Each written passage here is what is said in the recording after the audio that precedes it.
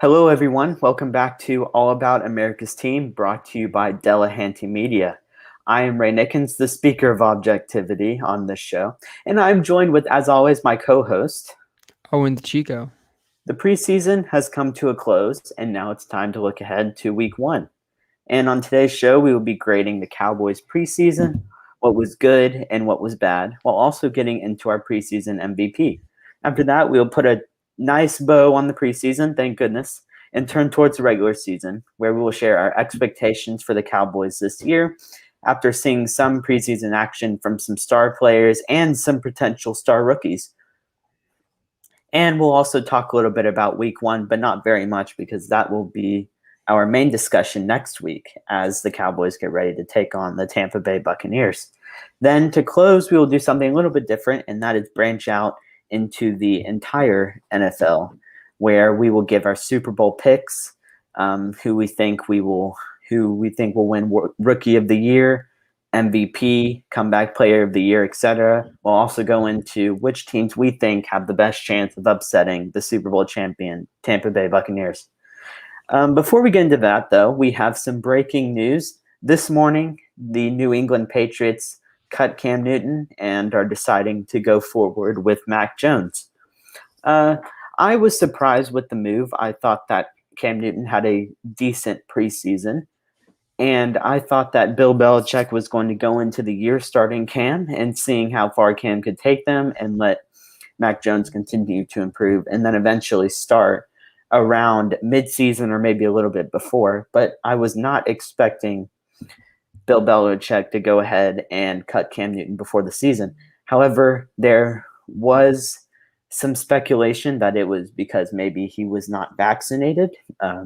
This preseason, he did miss time for a couple of days due to a COVID misunderstanding or him traveling and not thinking he needed to get tested, and he was gone for 5 days. And that did open the door for Mac Jones to have a stellar practice against the New York Giants, where he even got a high five from the head coach, Bill Belichick, who, if you know football and know Bill Belichick, that is very hard to come by. He very rarely gives any recognition to his players, just because he's such a stickler and expects that sort of performance from his players. But I like the move. While I'm surprised, I think Mac Jones is ready to play. I think that he has shown throughout the preseason that he has improved, and I think he is at that level to where he can lead the team as good or a little better than Cam Newton because he is a lot more consistent with his decision making as well as a more accurate passer. And that's the kind of offense that the Patriots will like to run. And if they play their cards right, which is, I think, what they're doing, they are planning on running the football more anyway.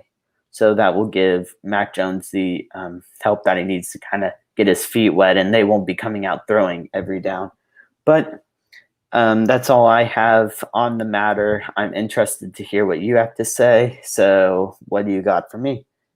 So I obviously he did not have a great season last year. Just to bring up some stats for his last season, he got a completion percentage of 65.8%.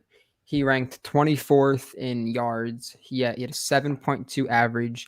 He ranked 33rd in touchdowns. He tied for 18th in interceptions. He had an 82.9 rating, and then he had a 47 QBR, which ranked 30th. So I think that especially with like his age and how last season wasn't his best, I think that his starter days are behind him, especially with him not being vaccinated and how you talked about him not playing in the preseason. He also missed time this past season. And I don't really with him being cut, he can go wherever he wants. And a lot of teams, a lot of the places that I've seen are Dallas, who obviously need a backup, but we'll get into that a little later, and Washington. Well, Washington, their coach, even though he coached Cam in Carolina, Washington has been very, very direct with their COVID vaccine policy. And with Cam not having it, I don't think that they want to put their head coach in any type of risk, Ron Rivera, due to due to him battling and defeating cancer this past season. So I don't think Cam will ever wear a Washington jersey. And also Dallas, Jerry Jones, who I wouldn't think he was, but he was very adamant on them wanting to have 100% vaccine rate for all their players. And the last thing we need is for him to get sick and then knock Dak out for weeks, or I don't know if he's vaccinated or not, and then just knock him out for 5 or even more time. But it'll be interesting because I don't think that he's going to get a big payday. He'll definitely be signed for the minimum.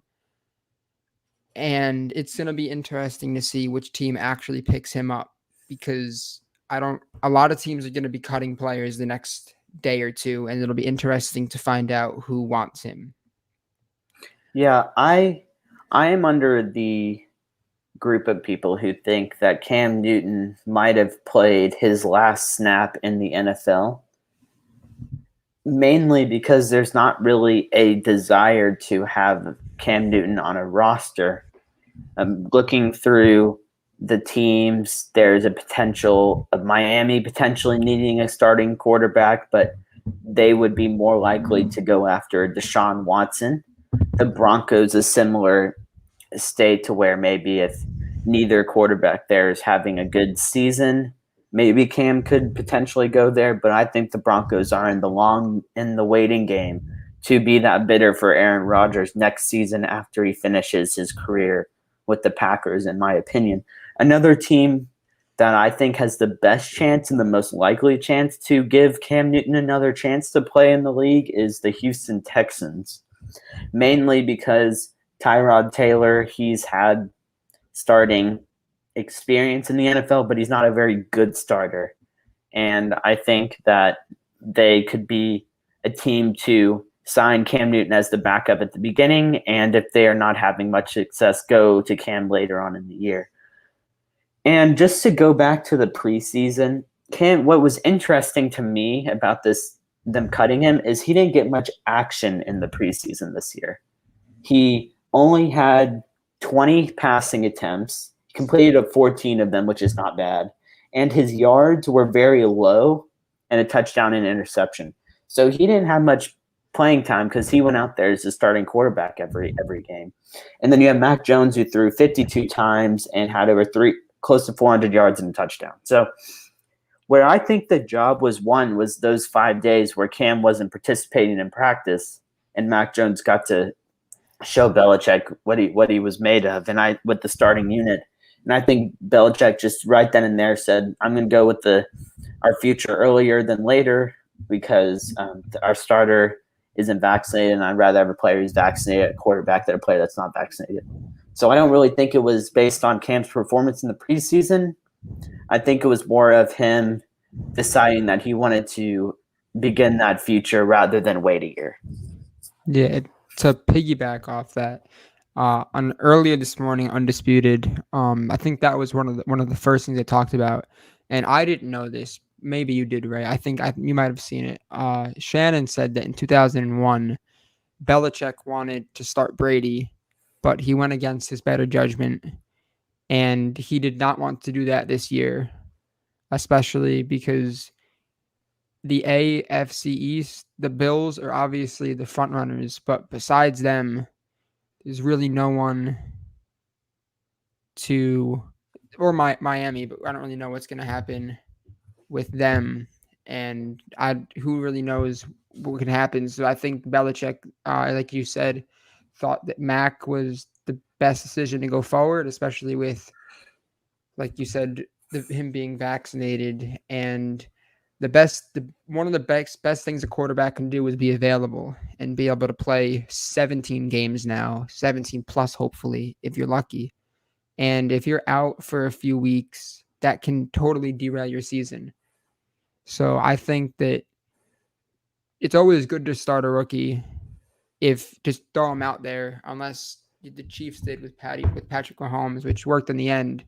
But you don't really see a lot of teams doing what the Packers are doing, like waiting to play Jordan Love for a few seasons. So I think the best thing you can do is just throw him out there and let him land on his feet.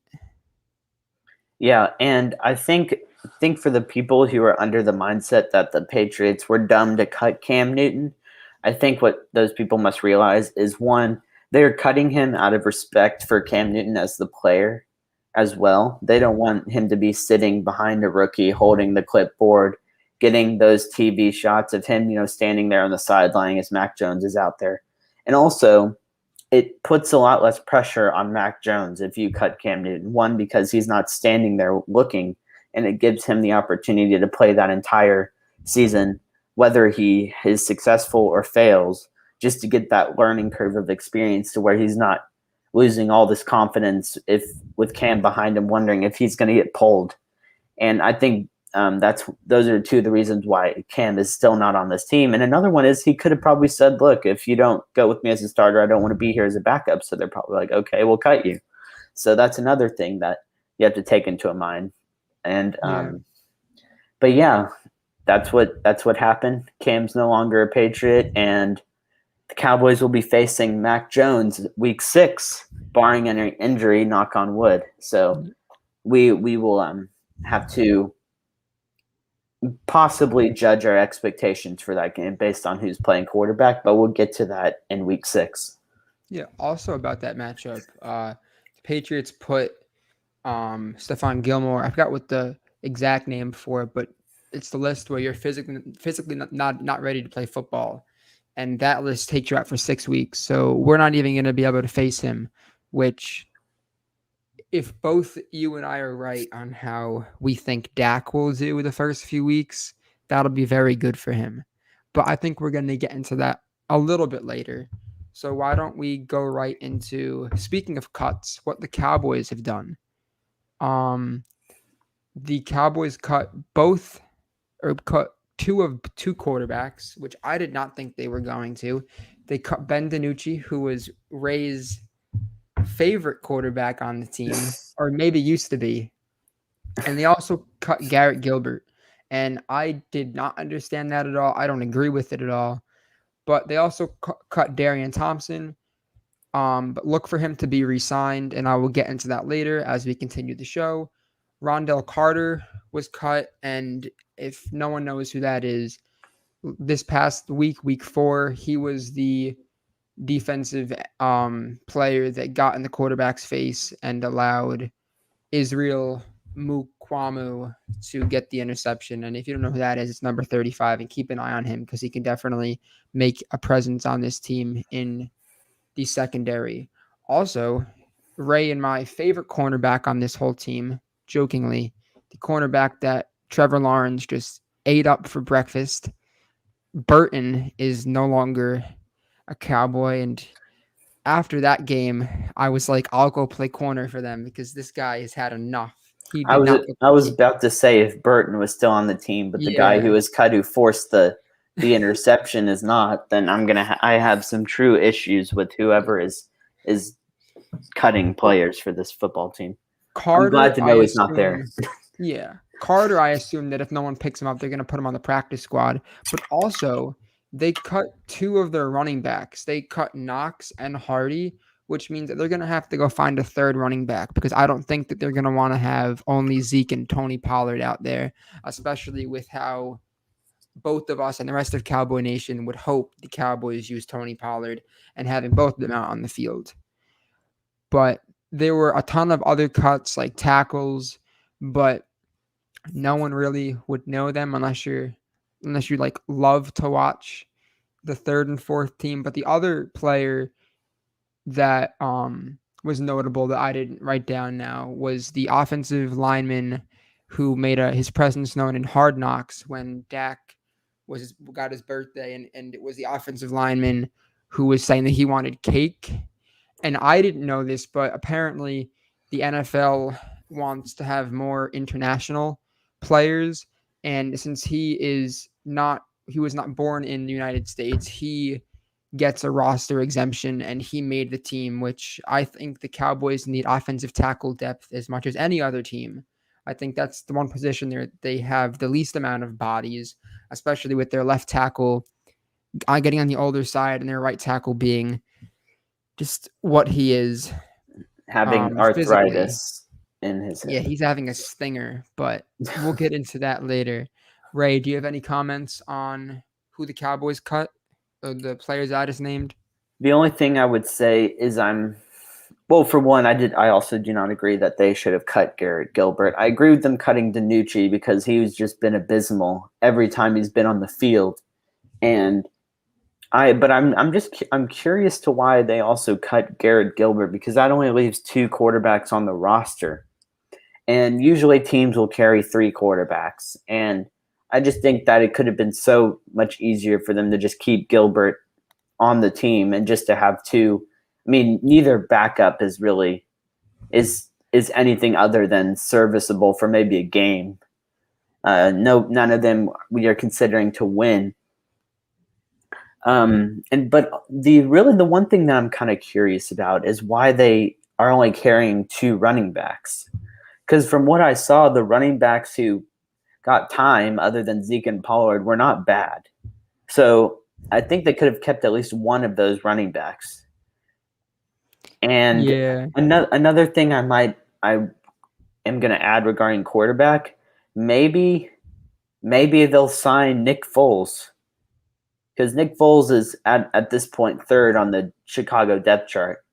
And if he's cut, then maybe the Cowboys move Cooper Rush to 3rd string and bring Nick Foles in as a backup. And Nick Foles is probably the most competent backup there is in the NFL at this point, other than maybe a rookie who's going to sit behind Garoppolo or Andy Dalton or somewhere else.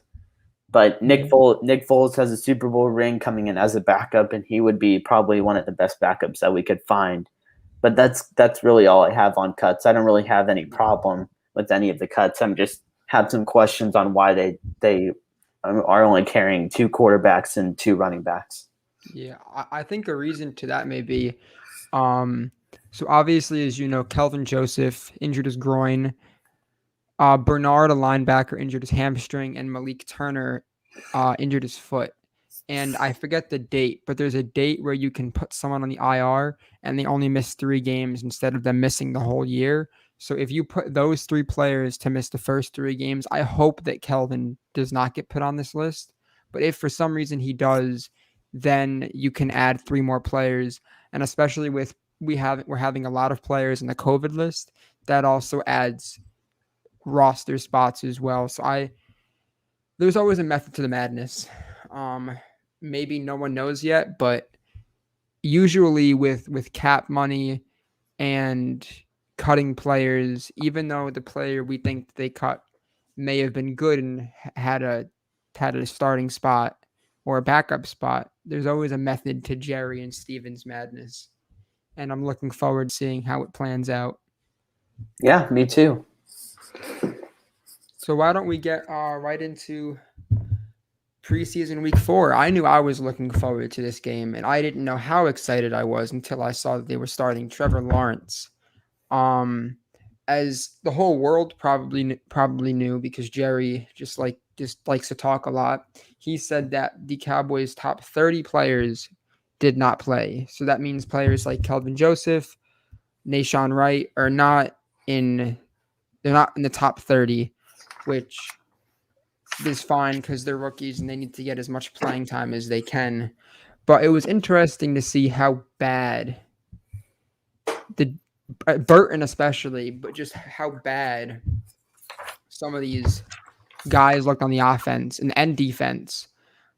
Trevor was 11 for 12, had a lot of yards, a few touchdowns, and he just looked, even though he was playing against backups, he looked like he had a lot of command, and he looked really good out there. And one thing I was surprised about why they chose Rush over Garrett is I watched the first quarter, and then after that, I had to study for a test. And when Rush was out there, he didn't look too good. And as you and I both know, he got taken out. And then Garrett went in there, and the offense seemed to click. And I was like, okay, if the offense is clicking, then he should definitely have a starting job or a backup job. Because 2 weeks ago, the opposite happened. Garrett was in, and the offense looked like it wasn't going to do anything. And then Rush came in, and all of a sudden, the offense worked. And I was confused as to why they they cut Garrett because at least he has like significant snaps. Cooper Rush hasn't played a lot, and the Cowboys drafted him and they cut him and they re-signed him. So it's been a weird career for Rush with the Cowboys. And another ex-Cowboys quarterback, Mike White. I don't know if you remember him. He got cut from the Jets too. So it's not a good day for Cowboys players, ex-Cowboys players. So yeah, it was an interesting game. Knox and Hardy, who got the bulk of the rushes, didn't make the team, as Ray and I both said earlier. So I know there were some injuries to the backfield, and they're on the IR now. But I don't understand why they're gonna only carry two. Hopefully, their plan is to wait for some other team to cut someone they like, kind of like how they're doing for the Rams punter, just waiting to see what happens, and then to scoop them up. Like I said before, Israel Mukwamu had an interception and he looked solid. Kelvin Joseph had a groin injury, and for the first time, I think in all the preseason, they won the turnover battle, which I know Ray is very excited for. Unfortunately, we still lost by 22 Exactly. points. Yeah. The Cowboys lost time of possession, lost total yards, lost passing and rushing yards, and they lost the yards per play, and that's just a recipe for disaster. I don't know. I was very shocked that Trevor went out there because, especially looking at what the Ravens did with J.K. Dobbins, anything can happen. And the Jaguars' future is bright, but their season is not looking that bright. And to have him go out there, because if Trevor for some reason did get injured, if he moved a bad way, like that derails your ticket price, like your ticket revenue, that derails your whole season basically. Like basically from going to like 4 wins down to like 2.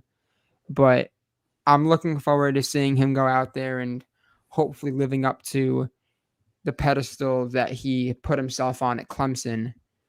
But what were your thoughts on the final preseason game, Ray?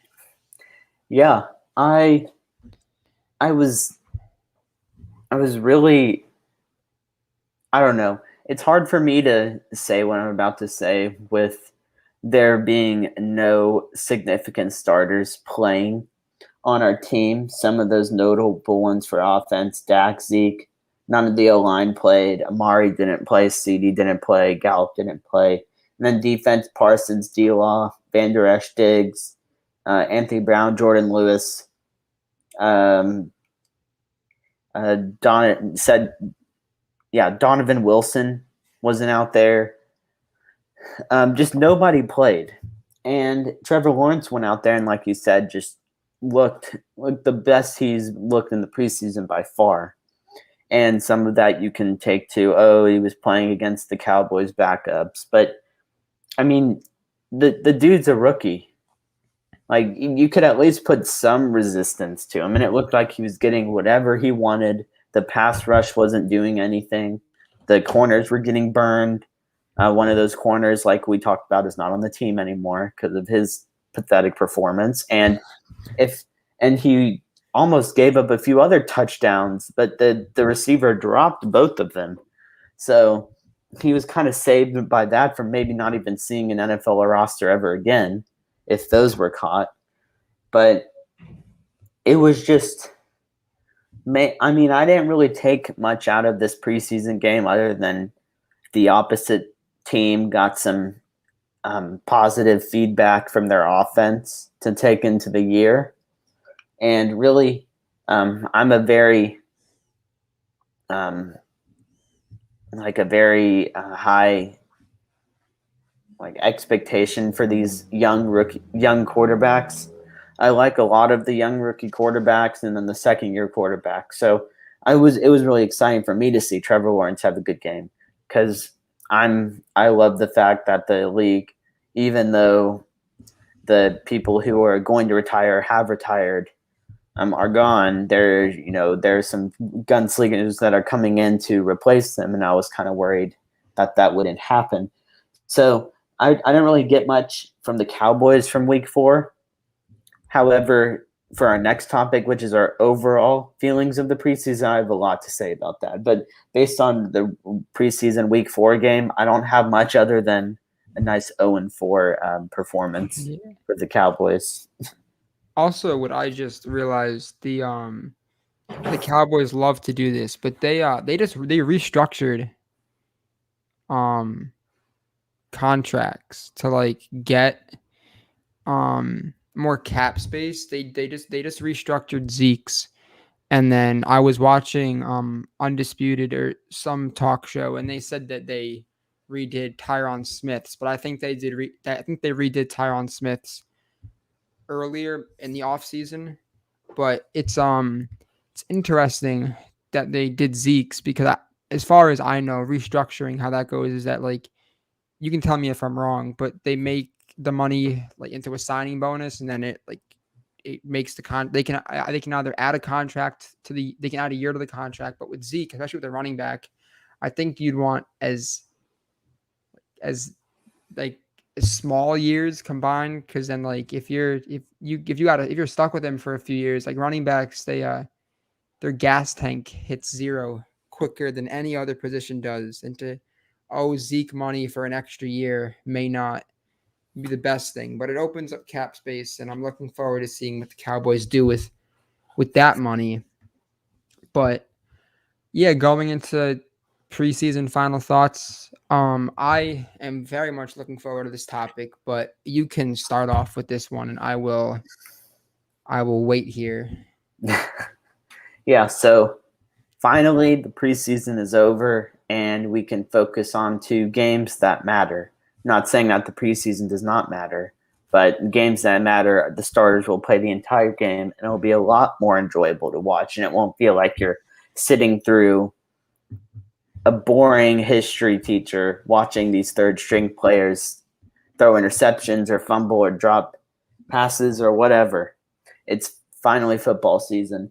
But I just have a few things that I wanted to point out. Number one is,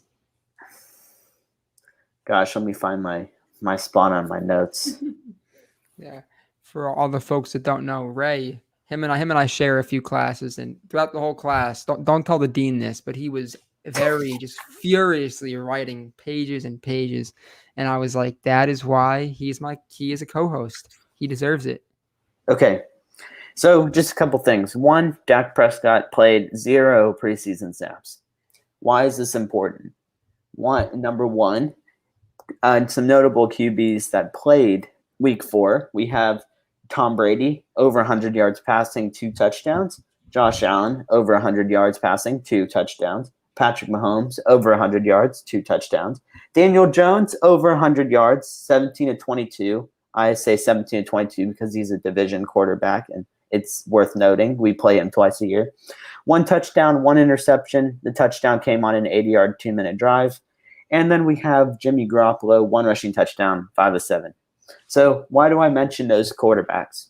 Well, they're all starters. They all are getting paid lots of money. They're all expected to lead their teams to the postseason, and they are still getting significant playing time in the 4th preseason game.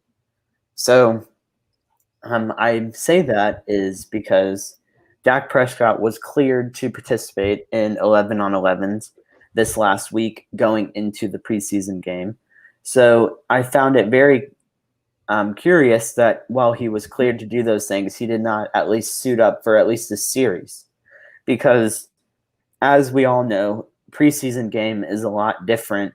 Not preseason, a practice 11-on-11 is a lot different from a real game because they are structured, meaning the coach could say, hey, don't get anywhere near Dak so we don't jeopardize his shoulder or his ankle.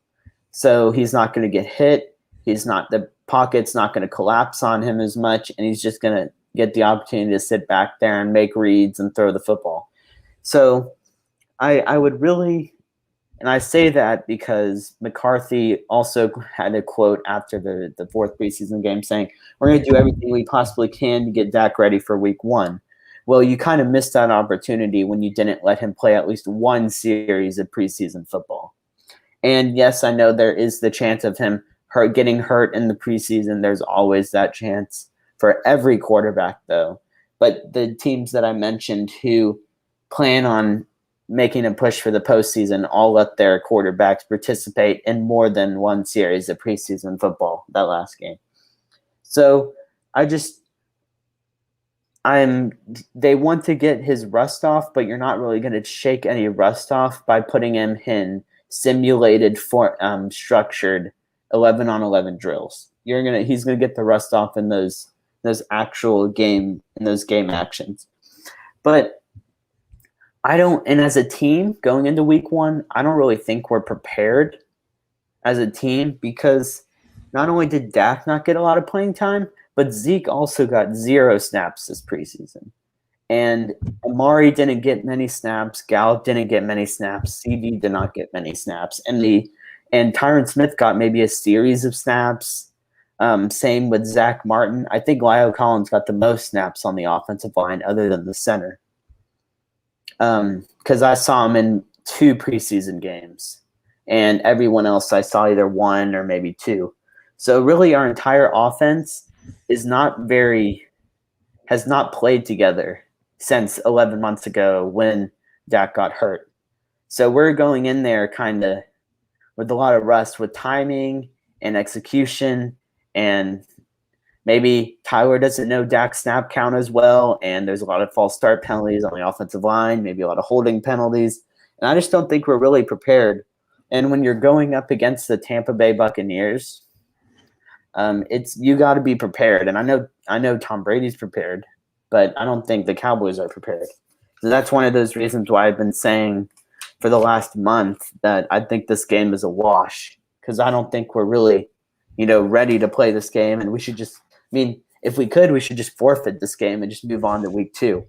But as a fan and a consumer of the NFL, I don't want that to happen, because I would much rather see a disaster and laugh about it than not see anything at all. But curious to hear what you have to say, and then we can go into our preseason MVP and then just move on to regular season and NFL. Okay. So I actually have a breakdown of all the snaps and stuff. Now, obviously, Dak played none. Zeke, I don't think he's ever played. He hasn't played a preseason since 2016. So Zeke is the least of my concerns. Hoop played 13 snaps. Gallup 28. Lamb 26. Jarwin 22. Schultz 22. Lyell 43. Martin 16. Biotish 54. Connor Williams 78. And Tyron 16. So that is your exact snap count. And I think, especially with Tyron, I know he says he's healthy, but with his back and his neck, 16 is fine. Could have probably given him less, but 16 is fine. Same for Martin. He was a little banged up last year, so that's fine. Biotish, he came into the league, and I think he's from Wisconsin, and I think Wisconsin, from what I've heard, has a really breeds offensive linemen. So I think he'll be okay. If him and I think from what I've seen, Dak is gonna be a full participant of 11 on 11, 7 on 7, whatever you want to call it, whatever they usually do the week before and the week of a game. He'll be a full participant of it. So him and Tyler can fix whatever quote unquote, like you said, rust they have. But yeah, preseason was a little rough. I'd like to get at least one win to feel good about myself, but getting none is a little, especially with having one more game than everyone minus the Steelers. But I'm glad preseason went pretty quickly, and I'm glad, because now we get to see Dak, who we haven't seen in 11 months or so. It'll be exciting to see, even just to see him like walk out there and get a snap, like that in and of itself is really big due to what devastating injury he had.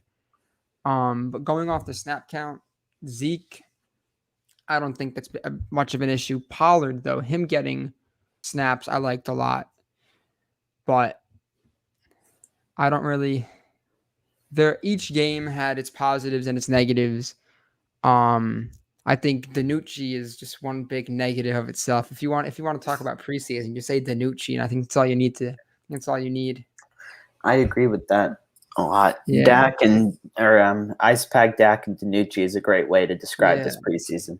Yeah. Ever since Ray, you started talking about Danucci, my girlfriend will never stop saying the word Danucci. So that is an award for you.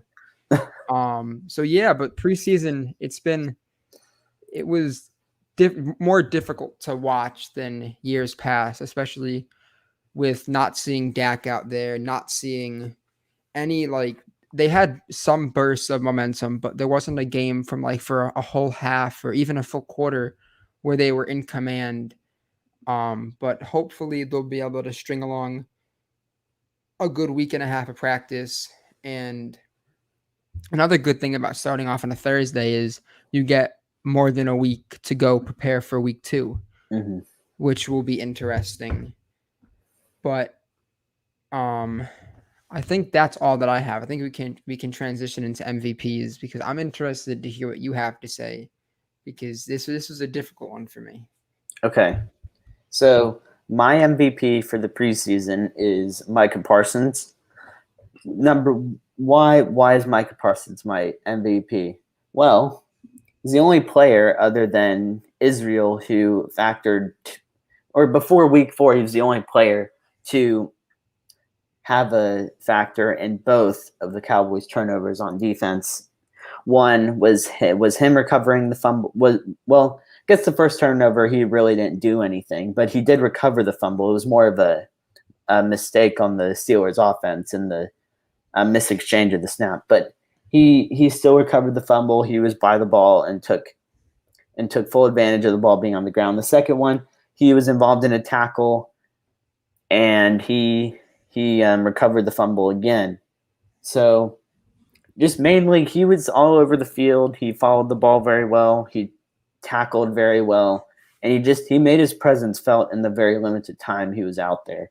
So I don't really judge my MVP a lot on production.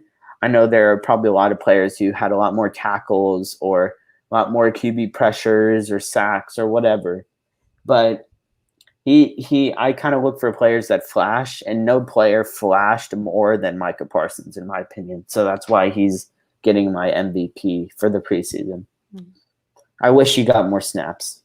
Yeah, I think he wishes he had to. I think the only 3 players that really flashed were Micah, Keanu Neal, and then Israel Mukwamu.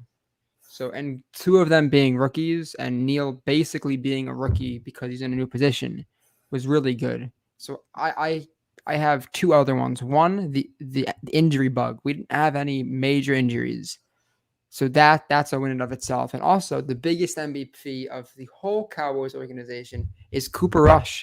He played horrendously, and he is now the backup. That is amazing. He did nothing. He is the MVP. He did nothing to deserve it, and he got it. So good for him.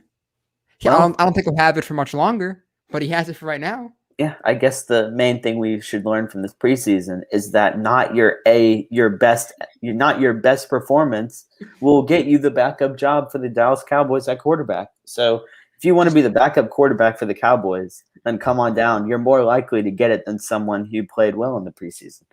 Yeah, just You could be Ben DiNucci and go out and start a game and have no idea what you're doing.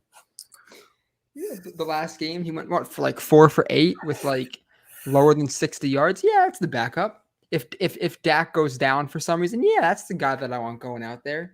Yeah. Not Garrett, who has a decent amount of ability, or Ben, because at least if Ben goes out and plays, I can laugh and cry. I can laugh at his sidearm, and then I can cry because he's getting blown out by 50. Mm-hmm. So I think Rush, I'd have to cry now. There's no happiness. There's no happiness at all. That's why I brought up the name Nick Foles. He is out there, Jerry. He's a third string quarterback on a depth chart. You should sign him. He's way better than what we have. Please sign him. Go talk to David Carr. He used to play football. He knows how it's like to get sacked. Or you can bring in Owen's favorite commentator for ESPN, Dan Orlovsky. Yes. Oh no. All he would do is he would walk in and be like, Dak, you're the worst quarterback ever. Daniel Jones is more athletic than then he'd walk out and he'd get cut. That would be But good entertainment. it would be that'd be a heck of a Hard Knocks episode. But to transition, I think we should forget preseason and Yeah, move on 100%. to the I regular forgot about season. it. Game 1. Yeah, It's been out of my mind. what even is preseason, as they say? But so regular season, I think the best way to start with that is to kind of push week 1 to next week and just talk about our expectations for the year. So, just me, I'll let you start. I will go last. You have the floor. Um, What are your expectations for the Dallas Cowboys, and have they changed since we had our early off-season predictions in May? so obviously with our early predictions, Dak did not have the shoulder ailment that he has now. So it will be interesting to see how he plays. Um Daniel Jones, even though he put up those numbers, his interception this past week looked horrendous. And with Saquon not being able to play until week 3, week 4, their defense is solid, but I think a lot of teams have shown to have a great defense and a very bad offense. Kind of like when Mason Rudolph was the quarterback for the Steelers and Minka Fitzpatrick was just everywhere. That defense was great, but Rudolph couldn't score to save his life. Washington is definitely the most well-rounded, especially with their quarterback playing. Philadelphia with Deshaun Watson or his agent saying that he doesn't want to go there. I don't really know what's going to happen with that team. And they just traded for what's his name? The guy from Jacksonville, the backup. I forgot. Minshew. Yeah, Minshew. So he may play week 1. Who knows? But I one thing the Cowboys usually do is they usually have a good division record, no matter how bad they play. So I expect them to either finish second, or if for some reason this offense just clicks and they are as good as everyone hopes they can be or fears they can be, and the defense can be middle of the pack, I think that they could definitely have a shot at winning the East. But realistically, I think they'll be either second or tied for second. I think that Washington's defensive line is way too good. Their secondary isn't the greatest, but when you have 3 ex-Alabama players and one ex Chase Young coming after you, it's kind of hard to have time in the pocket. But I definitely think that Washington has the best chance to win the East. And I think this may be the first time that we have a back-to-back winner in like maybe 10 plus years. Do the Cowboys have a chance at maybe getting a wild card? Yeah, I doubt it because the Buccaneers and the Saints division is really solid. Especially because Jameis Winston can see now. That the Saints should be good and they'll be able to throw the ball further than 10 yards. But that's my NFC East predictions. What's your NFC East predictions? Then we can go into league wide. So my regular season expectations, I don't really expect the Dallas Cowboys to be a threat to any team for based on or any team with title aspirations. People might be saying, Ray, why are you saying that? You're a Cowboys fan. Shouldn't you think the Cowboys could be a threat to a title aspirating team? That was not a real word, I don't think. But my answer is my first point to my answer is one, Dak is not ready to go, I don't think. He's had no preseason reps. He's had very limited padded reps in practice. And all of his padded practice reps are structured, like I said in the segment before, where they are basically probably telling quarterbacks, and by the way, this is not just Dallas, this is everywhere. They're not telling their defensive players to hit their quarterback ever. That's why they have the different colored jerseys, so you can point out where the quarterback is at all times. And so I'm calling this the first quarter of our season known as Dak's preseason.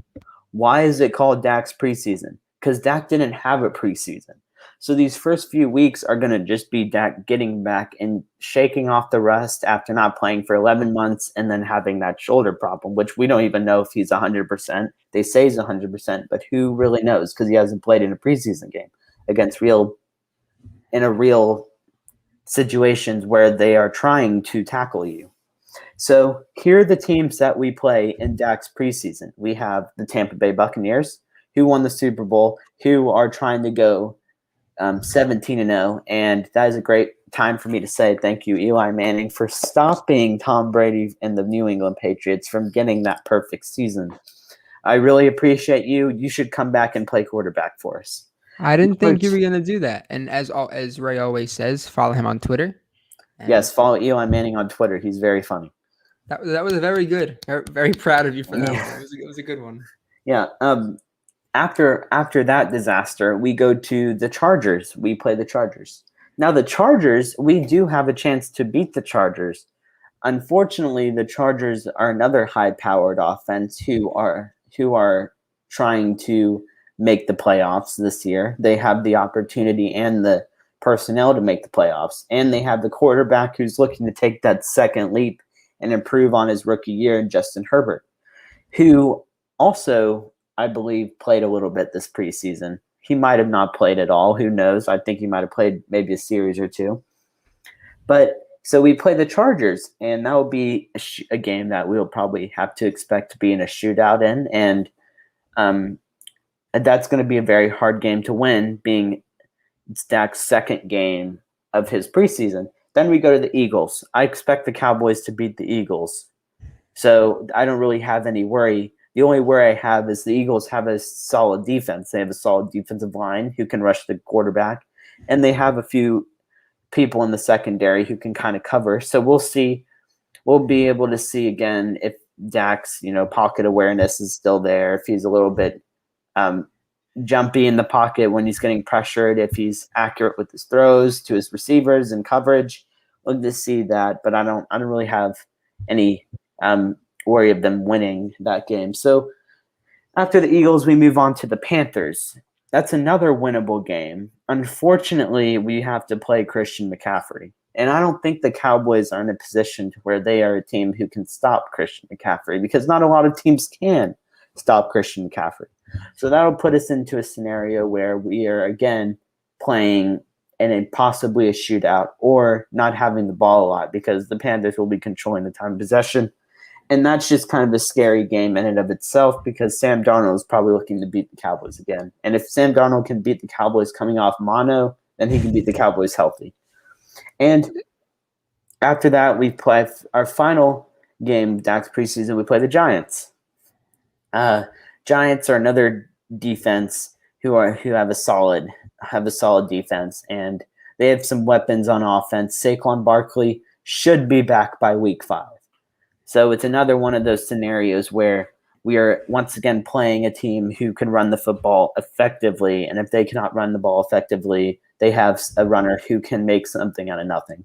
So Saquon's going to be a test for us for our run defense again. And at this point, we'll probably have figured out if Daniel Jones is a threat or not. So my stance on this might change. But after those 5 games, I have the Cowboys at a best-case scenario 2-3. But like I said, I don't know if they can stop McCaffrey or Saquon, so I could potentially have the Cowboys at 1-4. And if the Cowboys are 1-4, that's going to be a hard place to be in, because they still have to play these teams who I think can make the postseason. I have the Saints, the Patriots, Washington twice, the Giants again, Vikings, Chiefs, Cardinals, and Broncos. I have the Broncos on there because of their defense and Teddy Bridgewater being a solid quarterback. He's not going to turn the ball over like Drew Lock. So with that being said, I think even if the Cowboys were to split those games, go 5-6, 6-5, that puts them at either 7-10 or 8-9, and that is not. I don't think that's good enough to win the division or make the postseason. So at that point, I would probably like to see some changes in personnel at key positions like running back, receiver, or linebacker, and then definitely some coaching changes.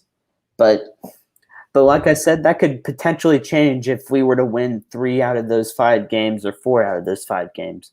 But in regards to my stance, I'm kind of referring as the first 5 weeks of Dak's preseason. I don't think that's gonna be and those are all really tough games for the Cowboys, especially for a quarterback who hasn't played in 11 months.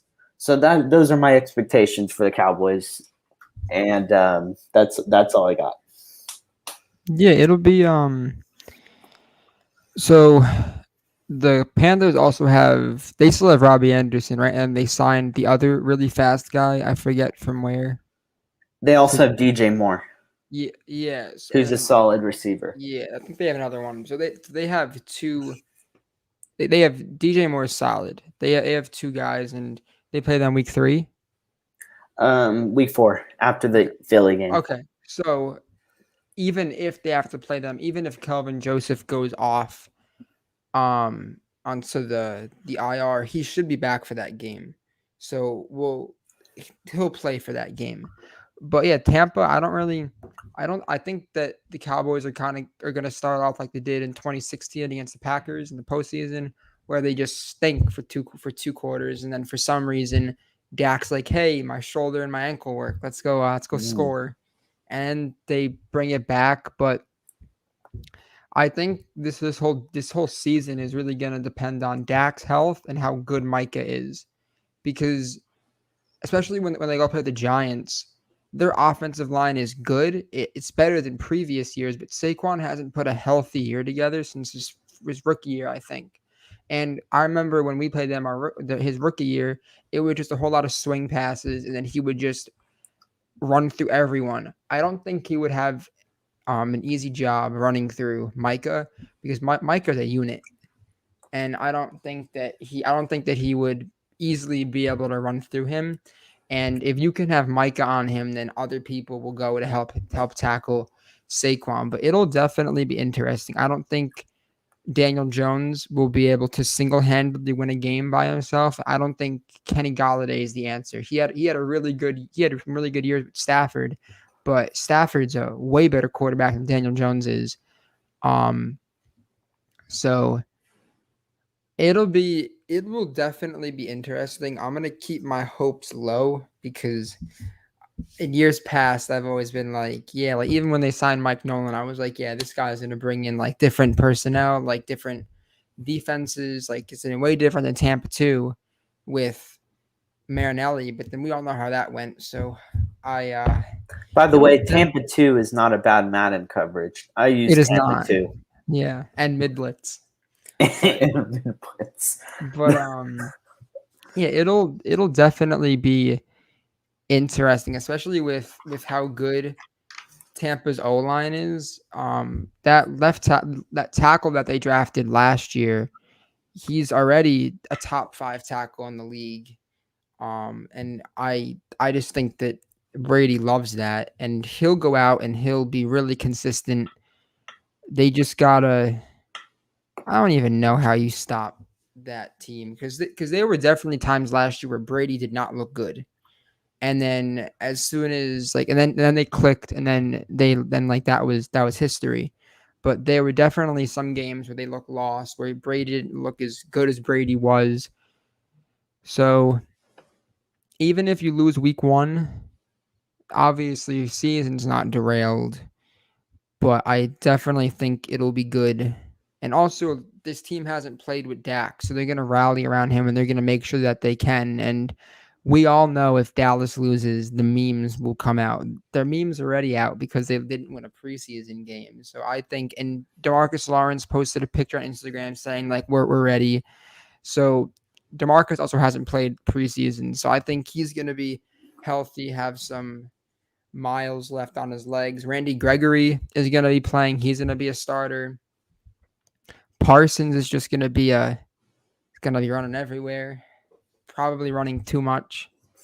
And yeah, honestly, I think that it would, if I want any position to struggle, it would probably be the linebacker core, because Parsons obviously not, but I would definitely like to see Jabril Cox out there and have him on passing downs as well as rushing downs, because I think he could definitely be something, and him and Parsons can definitely be what everyone thought Leighton and Jalen were going to be the 2018 series or 2018 year. Um, Definitely think our secondary is always the worst part of our team, but the offense will be solid. The offense can hang with anyone. It just all depends on if the defense can stop a nosebleed, which they were not able to stop a nosebleed last year. No, they weren't. But yeah, transitioning to league wide. Um, I think that Tampa will definitely win the NFC, unless for some reason any other team, or if Jameis Winston is just amazing, then maybe they can rival for the wild card and maybe have some luck with that defense. But the AFC will be interesting because as you and I both know, when the Bills lost, a few of their players went out on the field and they watched the Chiefs all happy and excited. And I think that definitely fueled some fire in them. And as much as Allen bothers me and bothers a lot of people that I talk football with, he's definitely has the best arm, and he has like the fastest spiral, and he can throw. He does fumble a little bit, but I definitely think the Bills have a really strong chance.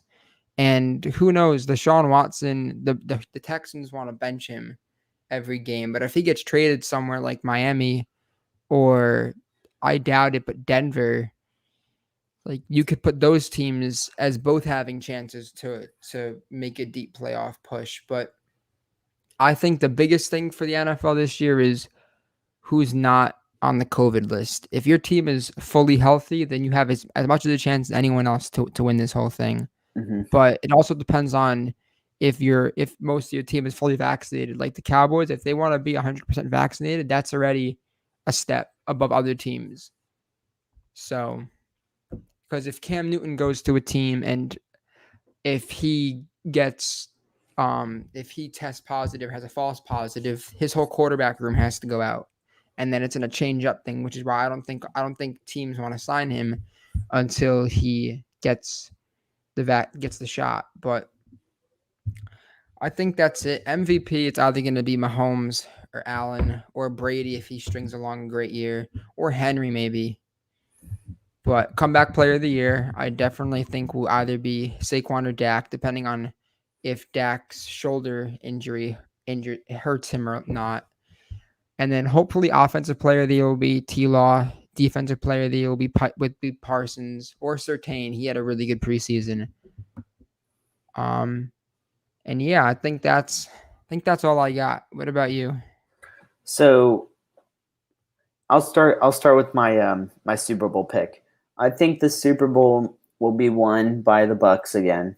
I think that them signing all their players from last year back and still having Brady, who looked just as good as ever, is a step above everybody else. I also think that having Antonio Brown a full off season will be huge for them, because we know what he can do when he's at his best. And this may or may not happen, but we have a bet already on Antonio Brown and Mari Cooper. But with what I think is how he's going to perform, I think that would just will start a whole bunch of problems for secondaries that they're playing. So I have the Bucks winning the Super Bowl next year, or this upcoming year, and them winning the NFC. And I think the Chiefs will win the AFC. However, I will say if the Dolphins were to sign Deshaun Watson and he would be able to play, I would immediately take the Dolphins over the Chiefs, because I think the Dolphins are a better, more structured and better all-around team than the Chiefs are at this point, with their defense and then also offense, and bringing in Deshaun Watson, who can rival a quarterback in talent like Mahomes and Josh Allen. I think the Patriots will make the postseason again. They will get in as a wild card. I think there's a possibility of the Bills, Patriots, and Dolphins making the postseason, as one being a division and elite winner, and then other wild card, those two other wild card spots. So that's kind of all I have for teams that I'm looking at. I'll say my MVP will be Josh Allen. I think this is his year to win MVP. And I think comeback player of the year, I also have Dak and Saquon on that list. I also have Joe Burrow as a potential comeback player of the year. I think if Joe Burrow were to come have a huge year and win some games that he's not expecting to, and maybe Dak not have as big of a year and not win as many games, Joe Burrow could easily win the MVP because of how catastrophic his injury was. So I'm going to put him also on that potential comeback player of the year list. As for rookie of the year, Parsons, Surtain, Jalen Waddle's on my list. Also, I could see him winning rookie of the year. And then as an offensive player of the year, defensive player of the year, I see potentially Aaron Donald just because of how dominant he is every year. He could potentially win it, or Jalen Ramsey, potentially. And offensive player of the year, a Christian McCaffrey or Tyreek Hill, etc. So I mean, Henry. or Derrick Henry. So those are some of mine, and that's all I have regarding that. And that kind of brings us to the end of our show. So yeah, we're really excited for the season. Even though it could go really, really poorly or really, really great, Ray and I will put our sunglasses on and wipe our tears and get on the show, and everything will hopefully be okay. I'm definitely really excited to I'll look to be like able this. to exactly. I have my glasses too, but I think we mentioned this before, but the plan is either next week do a show Tuesday, Wednesday to preview, and then Friday, Saturday to talk about either the disaster or the shock or the shock of the Cowboys winning. That was better than I anticipated talk. Yeah. Which also, just to add on that, so our episodes have usually averaged around an hour to an hour and a half long. Once the season starts up and we're really only talking about one thing, which is a look at the next game or a recap, the episode should shrink in length. So for listeners who don't have as much of a long attention span, I know listening to just two college students blabble about the Dallas Cowboys is not the most entertaining thing to do for an hour. So once those episodes shrink, I hope it will improve the quality of these episodes, because I know I, for one, can ramble a lot on something. Right, and everyone wants to hear your voice. That's why I was like, man, I need to write notes so I stay on topic. But yeah, I did not. Unfortunately, I made the mistake in my intro that I wrote out. I did not mention where you guys could find us. So before we wrap this episode up, this is all about America's Team, like I said.